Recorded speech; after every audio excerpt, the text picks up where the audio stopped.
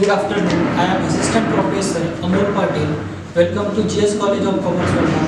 आज हम example number 4 ले रहे हैं बीकॉम सेकेंड ईयर के लिए। ये कौन सा final account of company. Okay, तो सबसे पहले हम एग्जाम्पल सॉल्व करने से पहले उसकी एडजस्टमेंट और ट्रायल बैलेंस को अच्छी तरीके से रीड करते हैं। और एडजस्टमेंट में जो भी ट्रायल बैलेंस का जो भी पद रहेगा उस पर हम क्या करते हैं, स्टार मार्क करते हैं। जैसे कि पहले बोला गया है कि सबसे पहले मैं एग्जांपल पढ़ लेता फिर एडजस्टमेंट पढ़ लेता, तो थोड़ा स्पीड में पढ़ता, ध्यान दीजिए। Following is the trial balance of Vivek company limited. Vivek company limited का इसलिए हम 4 अकाउंट मेंटेन करते हैं। कौन से?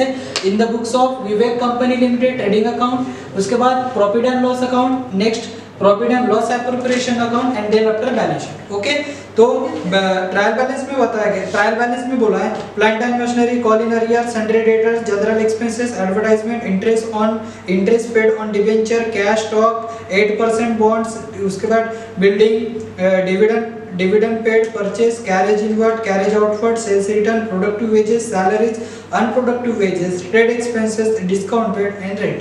Then credit side, share capital, sundry creditors, profit and loss account, commission, 10% debenture redemption fund, discount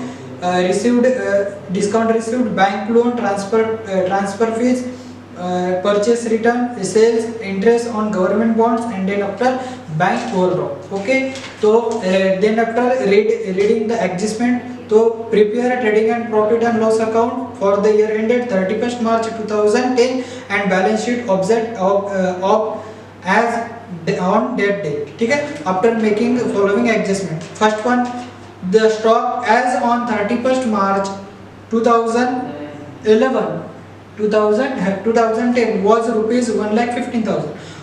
ठीक है, स्टॉक का रिलेशन ट्रायल बैलेंस में किसी भी पद से नहीं रहता, इसलिए नहीं करना start. Second, 1 month rent at the rate rupees 3,600 per annum का वर्ड्स यूज किया है, was due on 31st March 2011। ठीक है, transfer rupees 20,000 to debenture redemption fund, make a provision for doubtful debt, debtors पर में स्टार मार्क करने। अब last, make a provision for depreciation 6%, building and 10% plant and machinery. Okay, तो यहाँ पे देखिए 2011 लिखेंगे। चलो, सबसे पहले हम क्या करते हैं, ट्रायल बैलेंस शीट करते हैं। ट्रायल बैलेंस में पहले क्या बोला है, debit side plant and machinery क्या रहती है हमारी, फिक्स असेट्स रहती है इसके, इसलिए उसको फिक्स असेट्स में लिख देंगे प्लांट एंड मशीनरी। ठीक है, टोटल है 2,70,000। इनर कॉलम क्यों, क्योंकि वहां पर स्टार मार्क करके इसका मतलब एडजस्टमेंट है, तो एडजस्टमेंट के लिए उसको इनर कॉलम में लिखना पड़ता है। उसके बाद कॉल इन अरियर्स क्या हो जाता है, शेयर कैपिटल में से लेस हो जाता है, तो यहाँ पे लिखेंगे अब कॉल इन अरियर्स लेस करके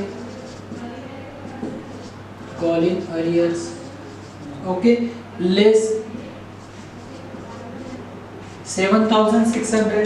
देन सन्ड्री डेटर्स क्या रहती है हमारी, करंट असेट्स रहती है, इसलिए वो उसको असेट्स में लिखेंगे डेटर्स। इनर कॉलम क्योंकि वहां पर क्या स्टार मार्क करके इसका मतलब एडजस्टमेंट है। Then after general expenses, general expenses कहाँ पर आएंगे, P&L अकाउंट। और जब भी अकाउंट में लिखेंगे, अगर डेबिट साइड लिखना है तो 2 और क्रेडिट साइड लिखना है तो बाय का हम यूज करते हैं, तो 2 general expenses, 2 general expenses. Okay, given है कितना है 21,200। नेक्स्ट एडवर्टाइजमेंट, ये भी हमारा क्या है, एक्सपेंसेस है। एडवर्टाइजमेंट कितनी गिवन है, एडवर्टाइजमेंट 3,000। ठीक है, next interest paid on debenture, 2 interest paid on debenture. ठीक है, इंटरेस्ट पेड ऑन डिबेंचर, उस पे स्टार मार्क करके एडजस्टमेंट है inner column.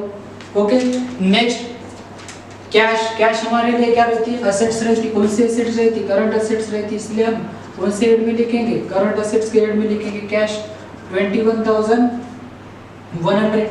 Okay, 21,100। Then stock हमारा क्या है, एक्सपेंसेस रहता है और ये ओपनिंग स्टॉक है, इसीलिए कहाँ पर लिखेंगे, trading account debit side opening stock. Okay, given है 1,60,000। Next 8% government bonds. Government bonds का मीनिंग क्या है? गवर्नमेंट ने बॉन्ड्स इशू किए हैं, वो बॉन्ड्स हमने परचेस कर लिए, तो हमारी क्या रहेंगी? इन्वेस्टमेंट रहेगी, इसीलिए हम इन्वेस्टमेंट के कॉलम में लिखेंगे 8% गवर्नमेंट बॉन्ड। ठीक है, कितने टोटल है? 2 लाख, टोटल अमाउंट है 2 लाख। और जब भी हमारे पास गवर्नमेंट बॉन्ड लेके जाएंगे और उसके साथ अगर परसेंटेज दिए रहते हैं, वो असेट्स रहे या लायबिलिटी रहे, तो उस पे इंटरेस्ट कैलकुलेशन करना पड़ता है, इंटरेस्ट का कैलकुलेशन करना पड़ता है। तो सबसे पहले हम अभी ये तो असेट साइड देखे, इसका मतलब जो भी इनकम है वो कौन सी साइड में लिखेंगे? क्रेडिट साइड में दिया है क्या, तो पहले चेक करेंगे। अगर उतना रिसीव्ड हुआ होगा तो वो एडजस्टमेंट नहीं है, ठीक है। अगर नहीं हुआ होता तो उतना हमको क्या करना पड़ता है? एडजस्टमेंट में लिखना पड़ता है। तो सबसे पहले हम क्रेडिट साइड जाने के बाद हमको एक दिख रहा, ठीक है, यहाँ पे लिखेंगे 2-3 लाइन छोड़ देंगे और यहाँ पे लिखेंगे interest on government bond, interest on government bond. Total amount देखिए यहाँ पर 8000, टोटल अमाउंट कितनी देखिए 8000, ठीक है। तो कैलकुलेशन करेंगे 2 लाख पर 8%, टोटल कितना होना चाहिए? 16000। टोटल कितना होना चाहिए? 16000। मिले कितने हैं? तो रिसीव्ड हुए 8000, इसका मतलब आउटस्टैंडिंग है, आउटस्टैंडिंग इंटरेस्ट कितना? 8000, देन आफ्टर 16000, ओके। और ये जो है 8000 ये मिले क्या? नहीं मिलने वाले हैं, इसलिए हमारी क्या रहेगी? असेट्स रहेंगी, इसलिए हम इसको कहाँ पर शो करेंगे? करंट असेट साइड में शो करेंगे। इंटरेस्ट आउटस्टैंडिंग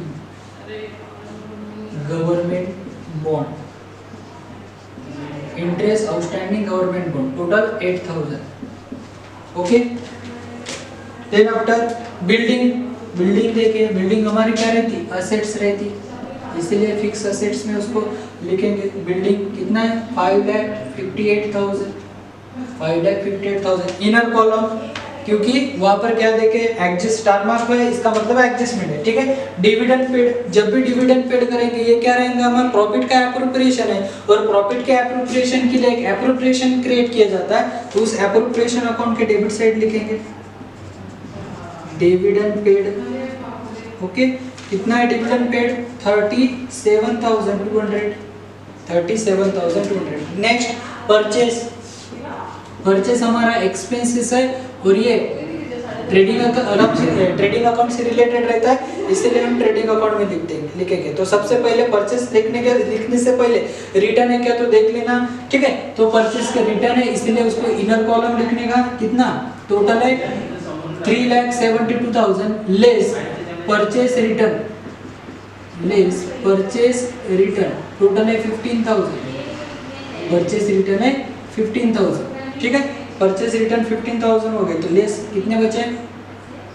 0 0 0, 12 तुम 5 गेले 7 राहिले, 3,75,000, 3,57,000। नेक्स्ट कैरेज इनवर्ड, ये परचेस से रिलेटेड एक्सपेंसेस है, इसीलिए कहाँ पर जाएगा? ट्रेडिंग अकाउंट में। कैरेज इनवर्ड परचेस से रिलेटेड है, टोटल है 5,400। नेक्स्ट कैरेज आउटवर्ड, आउटवर्ड का मीनिंग क्या होता है? आउटवर्ड का मीनिंग होता है कि उनके घर पे, उनके किसके, जो भी सेलर है, सेलर पे घर पे लेके गए, तो इसलिए हमारा कौन सा एक्सपेंसेस है? सेलिंग रिलेटेड एक्सपेंसेस है, इसीलिए ये कहाँ पर जाएगा? Carriage outward. आउट का मीनिंग है लेके भेज दिया, ठीक है। तो इसीलिए हम कहाँ पर लिखेंगे उसको? सेलिंग रिलेटेड एक्सपेंसेस है, इसीलिए पेन account, okay. Then sales return क्या होता है? सेल्स में थे माइनस, तो पहले हमें सेल्स लिखना पड़ेगा, ठीक है। हमारे पास सेल्स नहीं है, रिटर्न को क्या कर देंगे? माइनस कर देंगे। रिटर्न कितना है? 18,600 less, okay. Then productive wages, ठीक है, मैन्युफैक्चरिंग से रिलेटेड एक्सपेंसेस है, इसीलिए ये कहाँ पर जाएगा? ट्रेडिंग अकाउंट में। प्रोडक्टिव वेजेस, ओके, गिवन है 74,000, 74,000। नेक्स्ट सैलरीज, सैलरीज हम किसे देते हैं? ऑफिस में जो भी काम करते हैं एम्प्लॉय उसको देते हैं, तो एम्प्लॉय को दी जाने वाली सैलरी किससे रिलेटेड होती है? ऑफिस से रिलेटेड होती है, और ऑफिस रिलेटेड एक्सपेंसेस कहाँ पर आते हैं? तो पीएनएल अकाउंट में आते हैं 18,600। Then after unproductive wages, unproductive का मीनिंग होता है कि इसे प्रोडक्शन से रिलेशन नहीं है, और जो भी product non production related expenses है वो कहाँ पर जाते हैं, तो profit and loss account. Unproductive wages, okay, 18,400 total है 18,400। नेक्स्ट ट्रेड एक्सपेंसेस, अगर ट्रायल बैलेंस में ट्रेड एक्सपेंसेस दिया रहता है तो उसके लिए पहले ये देखना कि ट्रेड एक्सपेंसेस सन्ड्री एक्सपेंसेस या जनरल एक्सपेंसेस गिवन है। अगर ट्रेड एक्सपेंसेस के साथ सन्ड्री एक्सपेंसेस और जनरल एक्सपेंसेस गिवन रहता तो उसको कहाँ लिखने का, P&L अकाउंट, और ट्रेड एक्सपेंसेस लिखेंगे ट्रेडिंग अकाउंट। अगर अकेला ट्रेड एक्सपेंसेस गिवन रहता तो उसको P&L अकाउंट में लिखेंगे। तो सबसे पहले देखेंगे तो पहला पॉइंट हमको दिख रहा क्या, जनरल एक्सपेंसेस, इसका मतलब ट्रेड एक्सपेंसेस हम कहाँ पर लिखेंगे, तो ट्रेड एक्सपेंसेस लिखेंगे trading account, trade expenses, okay.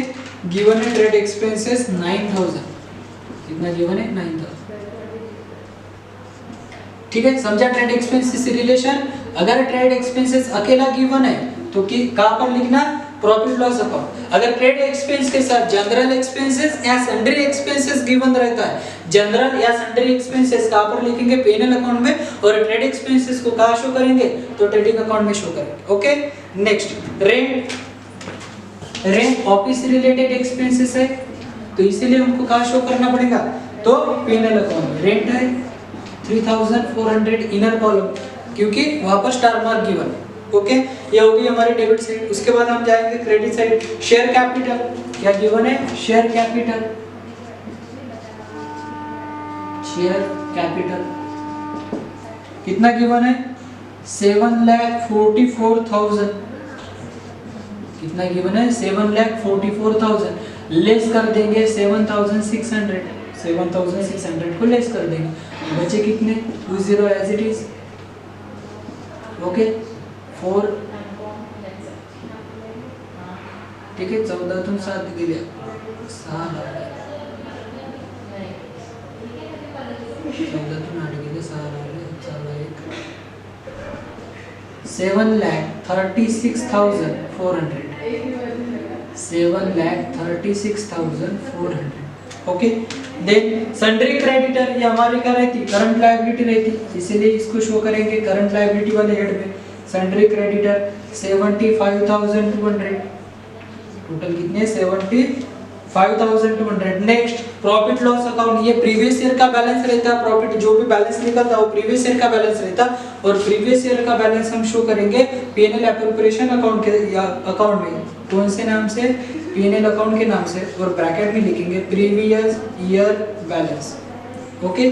कितना गिवन है प्रीवियस ईयर का बैलेंस, 45,800, टोटल है 45,800। नेक्स्ट क्या गिवन है, कमीशन, ठीक है, क्रेडिट साइड वाला कमीशन, क्रेडिट साइड में कमीशन दिया है, इसका मतलब हमें रिसीव कमीशन है, और रिसीव कमीशन हमारा इनकम रहता है, और इनकम कहाँ पर आते हैं, इनकम आते हैं credit side, receive commission, receive commission कितना शो हुआ है, receive commission 4,600, okay. Then 10% debenture, debenture की अमाउंट हमें कहाँ पर है, 10%, डिबेंचर कहाँ पर लिखते हैं हम, 10% डिबेंचर। जब भी डिबेंचर शो होती है उसके लिए हम क्या करते हैं, फ्लोटिंग चार्जेस शो करते हैं, और फ्लोटिंग चार्जेस का मीनिंग, जब भी कंपनी डिबेंचर इशू करती है तो उसके लिए कुछ ना कुछ मॉर्गेज रखना ही पड़ता है, और मॉर्गेज रखेंगे इसका मतलब ये क्या होगी, सिक्योर्ड लायबिलिटी हो गई। तो यहाँ पर लिखेंगे टोटल कितना है, 1,86,000, टोटल है 1,86,000, ओके। 10% है, इसका मतलब टोटल कितना डिविडेंड देना पड़ेगा, कितना इंटरेस्ट पे करना पड़ेगा, तो सालाना मतलब ईयरली 18,600। दिया कितना है, दिया कितना है यहाँ पर शो हो रहा है, कितना दिया है, 9,300 का दिया, इसका मतलब आउटस्टैंडिंग है, आउटस्टैंडिंग इंटरेस्ट कितना, तो 9,300, ओके। टोटल हो जाएगा 18,600, टोटल कितना हो जाएगा 18,600, ओके। और यहाँ पर दिया नहीं है इसीलिए प्लस आउटस्टैंडिंग इंटरेस्ट की अमाउंट ऐड हो जाएगी, टोटल कितने 9,300, ठीक है, इसकी टोटल हो गई 300, ओके, 9,615, 1,95,300, टोटल हो गई 1,93,500।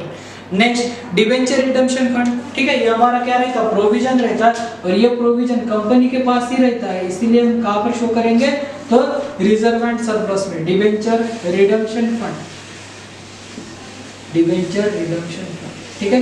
इस पे स्टार मार्क गिवन है, इसका मतलब एडजस्टमेंट है, तो इनर कॉलम में लिखना है, ठीक है। नेक्स्ट डिस्काउंट रिसीव्ड, क्या मिला? डिस्काउंट मिला, इसीलिए हमारा क्या रहेगा? इनकम रहेगा, डिस्काउंट रिसीव्ड। ओके, कितना गिवन है डिस्काउंट रिसीव्ड? 3600, टोटल है 3600। नेक्स्ट बैंक लोन, ठीक है। बैंक से हमने क्या किया? बैंक से लोन लिया है, ठीक है, तो बैंक लोन लिया है, टोटल कितना है? 2,04,000, ठीक है। अभी बैंक लोन लिया है, ठीक है, ये कहाँ पर जाएंगे? सिक्योर्ड लोन में चला जाएगा, bank loan, bank loan. Total कितने बैंक लोन? 2,04,600 बैंक लोन, ठीक है। नेक्स्ट रहेगा अनसिक्योर्ड, ये है अनसिक्योर्ड लोन, ओके।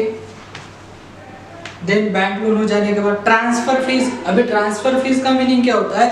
तो कंपनी में एक प्रोविजन रहती है, हर शेयर होल्डर अपना शेयर दूसरों को ट्रांसफर करने का राइट्स रहता है, तो इसीलिए कंपनी जो भी शेयर्स ट्रांसफर कर देंगे उसके लिए कुछ चार्जेस लेते हैं, उसके लिए कुछ फी लेते हैं, उस फी को कहा जाता है ट्रांसफर फी, ठीक है। और ट्रांसफर फी कंपनी के लिए क्या रहती है? इनकम रहती है, इसीलिए वो कंपनी के पीएल अकाउंट में चला जाएगा by transfer fees, by transfer fees. Total amount given है 4,000, टोटल अमाउंट गिवन है 4,000। नेक्स्ट परचेस रिटर्न हो गया, उसके बाद सेल्स गिवन है, सेल्स टोटल अमाउंट है 6,69,600, ठीक है। माइनस लेस करने के बाद टोटल कितने बचेंगे? 000, ठीक है, 1 और 5 और ये 6,51,000, 6,51,000, okay. Next interest on government bonds, वो तो हमने लिख लिया, interest on government bonds total, ठीक है। उसके बाद बैंक ओवरड्राफ्ट, ये हमारी क्या रहती है? अनसिक्योर्ड लायबिलिटी, क्योंकि बैंक ओवरड्राफ्ट के लिए हमें कुछ भी मॉर्गेज नहीं रखना पड़ता, और जब कुछ भी मॉर्गेज नहीं रखेंगे वो हमारे लिए क्या बन जाती है? अनसिक्योर्ड लायबिलिटी, ठीक है। मॉर्गेज रखेंगे तो सिक्योर्ड लायबिलिटी, और मॉर्गेज नहीं रखेंगे तो अनसिक्योर्ड लायबिलिटी, ओके। ये हो गई हमारे क्या? तो ट्रायल बैलेंस पूरी क्या कर दी हमने? शिफ्ट कर। देन आफ्टर उसके बाद क्या करना है? एडजस्टमेंट को रीड करना है, और एडजस्टमेंट को रीड करने के बाद हर एडजस्टमेंट के कितने सेकंड? 2 इफेक्ट होते हैं, ठीक है। चलो पहले इफेक्ट बोला मैंने, पहले एडजस्टमेंट बोला है, stock as on 31 March 2011 was rupees 1,50,000, ठीक है। क्लोजिंग स्टॉक का वैल्यू कितना है बोल रहे हैं? क्लोजिंग स्टॉक क्या है? हमारे स्टॉक से रिलेटेड एडजस्टमेंट है। अगर स्टॉक से रिलेटेड कोई भी एडजस्टमेंट हो या कोई भी आइटम हो, उसको कहाँ शो करते हैं? ट्रेडिंग अकाउंट में शो करते हैं, ठीक है। इसका मतलब ये कहाँ पर आ जाएगा? Trading account credit side. Closing stock कितना है? तो क्लोजिंग स्टॉक की वैल्यू है 1,50,000। नेक्स्ट, अभी ये जो क्लोजिंग स्टॉक है ये हमारी क्या रहेंगी? असेट्स रहेंगी। कैसे असेट्स रहेंगी? क्योंकि क्लोजिंग स्टॉक का हम बेच के क्या कमा सकते हैं? पैसा कमा सकते हैं, इसका मतलब वो हमारी क्या रहेंगी? असेट्स रहेंगी, इसीलिए उसको कहाँ शो करेंगे? करंट असेट्स में। करंट असेट्स में क्यों शो करेंगे? क्योंकि लॉन्ग टर्म में रहते, एक साल के अंदर अंदर उसका रियलाइजेशन हो जाता है, तो इसलिए क्लोजिंग स्टॉक है। टोटल कितनी? 1,50,000, टोटल है 1,50,000। उसके बाद 1 month rent at the rate ₹3,600 per annum. Per annum का मीनिंग गिवन है, इसका मतलब ये जो रेंट गिवन है, ये रेंट कितना है? टोटल रेंट है 3,600 पर एनम का मीनिंग बोला है, तो एनम का मतलब है ईयरली, तो टोटल ईयरली कितना होना चाहिए? 3,600 पर गिवन पेड कितना है? तो पेड है 3,400, इसका मतलब आउटस्टैंडिंग रेंट है हमारे पास कितना? टोटल हो जाएंगे 200, ठीक है। और ये जो आउटस्टैंडिंग है हमारी क्या रहेंगी? लायबिलिटीज रहेंगी, क्योंकि इसको पे करना पड़ेगा, और पे करने के लिए हमारी लायबिलिटीज रहेगी, इसलिए वो provision current liability and provision में चला जाएगा। आउटस्टैंडिंग रेंट टोटल कितना? तो 200 आउटस्टैंडिंग रेंट है, कितना है टोटल? 200, ठीक है। Next third adjustment, transfer ₹20,000 to debenture redemption fund, ठीक है। अभी डिबेंचर रिडम्पशन फंड को क्या कुछ अमाउंट ट्रांसफर कर रहे हैं, ठीक है। इसका मतलब ये क्या है? तो प्रॉफिट का एप्रोप्रिएशन, प्रॉफिट का हिस्सा ट्रांसफर कर रहे हैं, इसका मतलब ये प्रॉफिट का एप्रोप्रिएशन है। और प्रॉफिट का एप्रोप्रिएशन करने के लिए profit and loss appropriation account maintain होता, और उसके कहां पर लिखेंगे? फंड को डिस्ट्रीब्यूट कर रहे हैं, तो उसको लिखेंगे डेबिट साइड, यहां पर provision transfer to debenture redemption fund, debenture redemption fund, transfer to debenture redemption fund, total amount है 20,000, टोटल अमाउंट कितनी है 20,000, ठीक है। और डिबेंचर रिडम्पशन फंड में क्या कर देंगे, ऐड कर देंगे, क्या है प्रोविजन, प्लस कर देंगे, ऐड कर देंगे प्रोविजन। टोटल कितनी है 20,000, इसका मतलब टोटल कितना हुआ 57,200, टोटल हो गए 57,200, ठीक है। Next, make a provision for bad and doubtful डेब्ट एट 5% ऑन सन्ड्री डेब्टर्स, ठीक है। बैड एंड डाउटफुल डेब्ट के लिए हमको क्या करनी है, प्रोविजन करनी है, कितनी 5%। और जब भी बैड एंड डाउटफुल डेब्ट के लिए प्रोविजन करते हैं तो ये जो प्रोविजन होती है किससे रिलेटेड होती है, डेटर से रिलेटेड होती है। तो वो डेटर से रिलेटेड होती है तो डेटर्स में से क्या हो जाएंगे, लेस आरडीडी, उसका नाम है आरडीडी, ठीक है। टोटल कितना है, तो टोटल है 5%, टोटल कितना है, हाँ 5% है, तो कितना हो जाएगा 5%, टोटल 10% हो जाएगा, कितना 18,600, इसका 5% कितना हो जाएगा 9,300, कितना हो जाएगा 9,300, लेस हो जाएंगे 0 0 10 7 7 बचे, ओके 10 गए 6 बचे और 7 और 1,76,700, ठीक है। और जो भी आरडीडी है ये यहाँ पर लिखेंगे आरडीडी, ठीक है।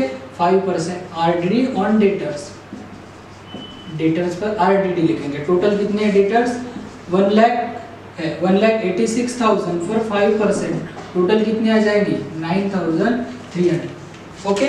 Then and last adjustment, provide depreciation on building 6% and plant and machinery 10%। तो क्या है डेप्रिसिएशन है, तो डेप्रिसिएशन हमारा क्या रहता, एक्सपेंसेस रहता, तो इसीलिए हम एक्सपेंसेस काउंट करके कहाँ पर लिखेंगे, पेन एंड एप्रोप्रिएशन अकाउंट में लिखेंगे डेप्रिसिएशन के नाम से, ठीक है। एक से ज्यादा है इसीलिए वहां पर नाम लिखेंगे बिल्डिंग और प्लांट एंड मशीनरी, बिल्डिंग और प्लांट एंड मशीनरी। कैलकुलेशन करेंगे तो बिल्डिंग पर कितना परसेंट है 6%, तो टोटल हो गया ये 1%, कितना 5580, ये क्या हो गया 1%, तो हमको 6% लेना है इंटू 6 0 18 4 3 34 3 30 33,800 33,480 सॉरी 33,480 क्या रहेगा डेप्रिसिएशन। टोटल कितने बचे 0 2 उसके बाद 5 उसके बाद 1 मतलब 4 उसके बाद 2 और 5,24,520, ओके। और बिल्डिंग के टोटल वैल्यूएशन डेप्रिसिएशन कितने आए 33,480 then after plant and machinery 10%, plant and machinery पे डेप्रिसिएशन शो करेंगे, डेप्रिसिएशन 10% कितना आ जाएगा 27,000, ठीक है। रिमेनिंग कितने बचे 0 0 0 3 0 as it is, okay 3 4 2,43,000, total कितने बचे 3,43,000 2,42,000, 7 बचे, ठीक है 7 3 4 2 और यहाँ पे आ जाएंगे 27,000, ओके। टोटल कितने हो जाएंगे 0 8 4 0 और 6 60,408, ठीक है।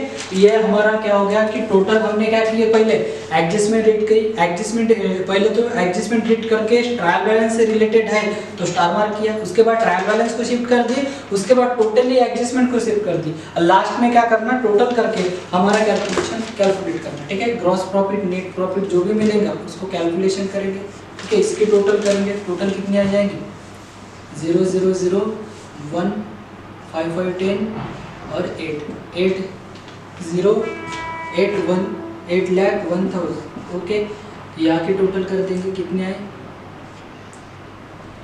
यहाँ पर मिलेंगे टू ग्रॉस प्रॉफिट, यहाँ पर क्या मिलेगा टू ग्रॉस प्रॉफिट, कहाँ जाएगा ये transfer to profit and loss account, कहाँ पर चला जाएगा transfer to profit and loss account. Total कितना आ जाएगा 115,600, ओके। ये हो गया ग्रॉस प्रॉफिट। ये ग्रॉस प्रॉफिट को लिखेंगे हम यहाँ पर by gross profit gross profit total कितना है 1,15,600, ठीक है।